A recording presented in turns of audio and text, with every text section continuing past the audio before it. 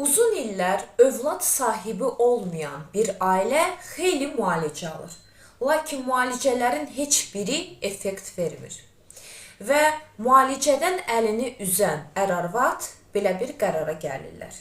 Qadın getsin, qonşu kişidən hamilə qalsın.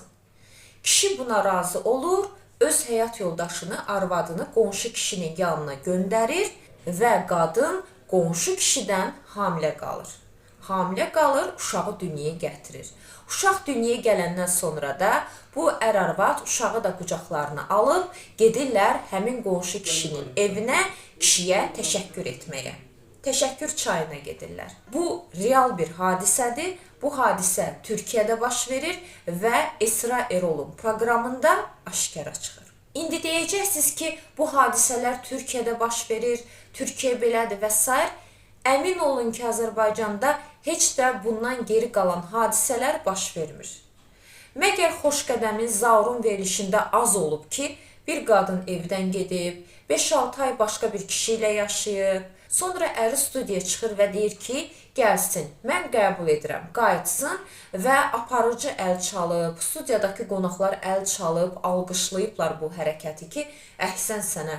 Arvadı 5-6 ay gedib başqa bir kişi ilə yaşayıb, amma sən həyat yoldaşını yenə də qəbul edirsən. Yaxşı bir nümunə kimi cəmiyyətə sırınan iyrənc bir haldır. Niyə bu cür verilişlər olmamalıdır? Nəyə görə bu cür verilişlər efirə çıxmamalıdır? Bilirsiniz nəyə görə? Çünki bu hadisələr onsuz da olur. Həmin verilişin aparıcıları da deyirlər ki, istər Esra Erol, istər Xoşqədəm, istər Zaur deyirlər ki, biz verilişə çıxartmasaq da bu hadisələr baş verir də. Bəli, siz verilişə çıxartmasanız da bu hadisələr 20 il əvvəl də olub, bugün də olur, 20 il bundan sonra da olacaq. Bəs siz nə zərər verirsiniz? Sizin zərəriniz odur ki, siz bu cür halları efirə çıxartmaqla bunu adiləşdirirsiniz. Bugün sabah övladı olmayan başqa ailə də düşünə bilər ki, burada nə var ki? Əhməd arvadını göndərdi qonşu kişiyə, qonşu kişidən hamilə qaldı. Biz də edək. Mən də elə arvadımı göndərim qonşu kişinin yanına. Bunu təbliğ edirsiniz. Bunu adiləşdirirsiniz. Məsələn, illər əvvəl də evli bir kişidən uşaq dünyaya gətirənlər var idi. Amma bunu gizlədərdilər, bunu ayıb bilərdilər, bunu bildirməzlər. İndi müğənnilər efirə çıxır, çox rahat bir şəkildə övladımın atası evlidir deyə bilir. Yaxud mən evli bir kişidən uşaq dünyaya gətirdim deyə bilir. O qədər adiləşib ki, artıq bilirsiniz, izləyicilərimiz də təəccüblənmirlər. Qulaq asır deyir, hə, burada nə var ki, evli kişidən uşaq dünyaya gətirib də.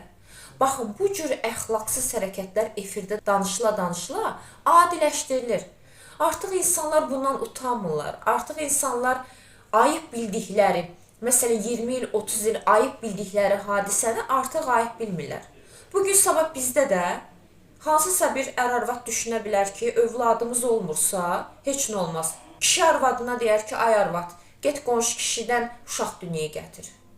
Heç nə olmaz, əsas odur bizim övladımız olsun. Bizim ölkədə də bugün sabah bunu deyən olacaq mı? Olacaq, bəlkə də var, bizim xəbərimiz yoxdur. Bəli, bu layihələr reyting gətirir. Reyting gətirirsə pul gətirir.